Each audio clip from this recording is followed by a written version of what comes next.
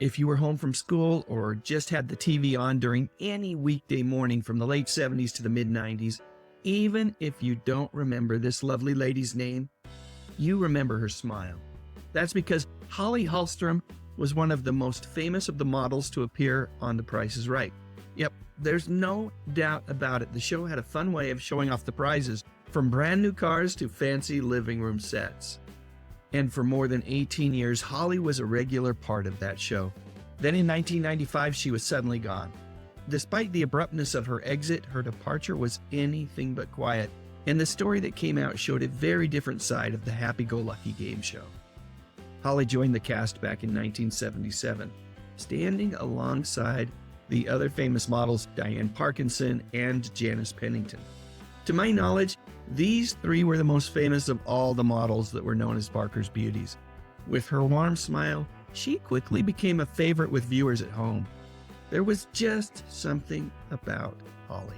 It's hard to describe, but while Diane and Janice looked more like gorgeous movie stars, Holly had more of that girl next door look.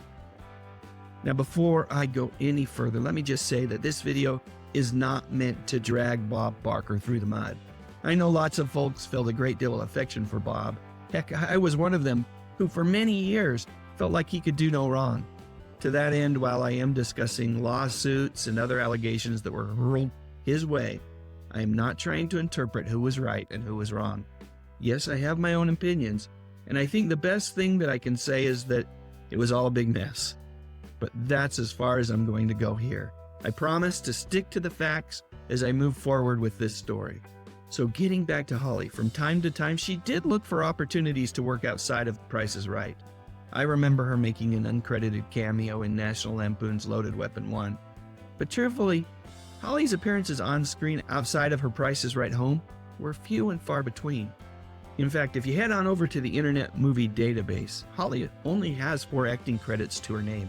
Completely unrelated, but does anybody remember The Nut House? Apparently that TV series was Holly's first on-screen appearance, but for the life of me, I can't remember that show at all. Then in 1995, Holly was suddenly let go from The Price is Right. Why she was fired turned into a very public and messy disagreement.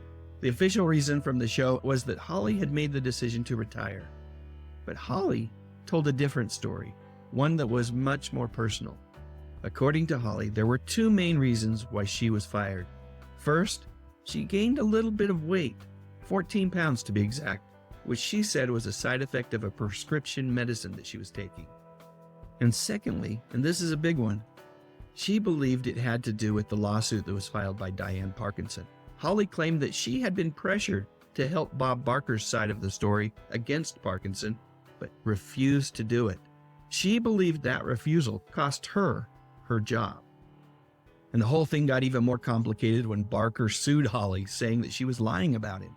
That kicked off a legal fight that lasted for years and took a huge toll on Holly, both with her money and her feelings. During that time, she made appearances on shows like Hard Copy and talked about how she had to use up her life savings just to keep fighting.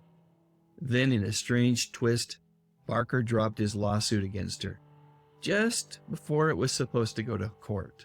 This opened the door for Holly to file her own lawsuit for wrongful termination and discrimination based on her age and weight. Finally, in 2005, 10 years after she was let go, the fight was over. The 2 sides reached a settlement and Holly received a payment of an unspecified amount.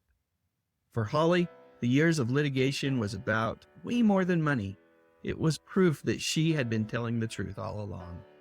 After the settlement, Holly stepped away from the spotlight. After spending so much time in such a public fight, it's not hard to understand why she would want a more private life. Since that decision, Holly hasn't tried to get back into show business and doesn't make many public appearances. She did say at the time of her settlement that she wanted to use her experience to help others. She talked about starting a foundation to support people fighting against powerful employers in similar situations. Truthfully though, after spending quite a bit of time researching this story, I'm not sure how much advocating Holly ever did. If it happened, it was out of the public eye. Let's face it, folks, she just wanted to live her life in peace. It's worth mentioning that neither Holly's case or Diane's ever really affected the way that the public looked at Bob Barker. Should they have? I don't really know. Diane dropped her case, and Holly, who was much more tenacious than Diane, settled hers out of court. End of the day, we really don't have the clarity needed to cast judgment on the man, nor should we. Instead, let's just all commit to being kind. I suspect that if more of that happened way back then, Holly's story, and maybe Diane's, would have turned out differently.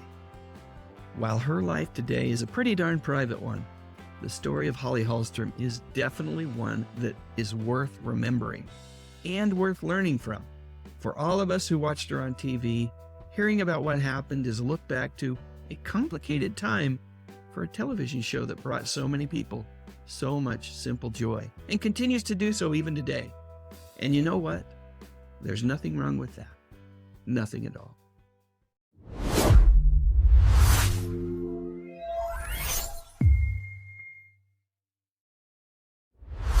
Housekeeping hints from the Nut House. It is important to keep the dining room spotless.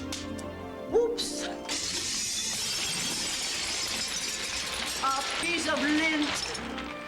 Nothing scares away customers more than a dirty dining room. Look out for Cloris Leachman in the Nut House. Get ready. The excitement's gonna get you.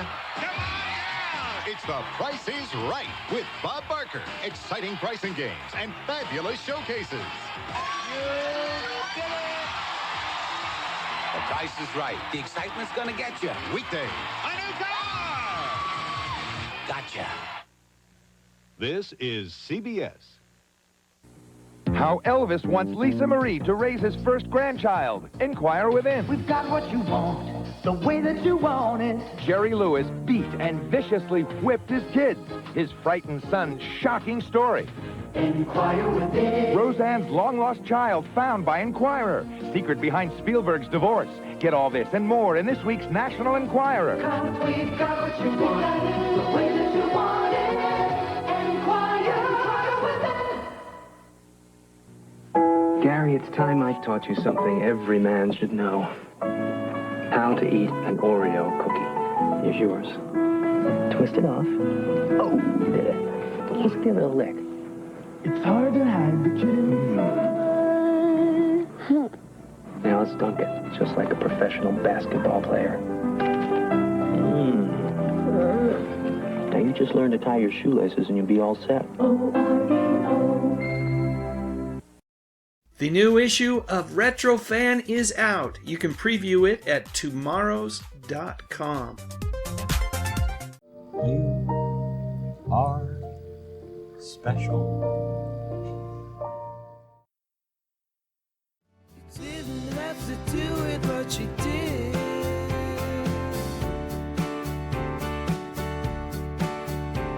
So thank you very much for your support, for your support, for your support.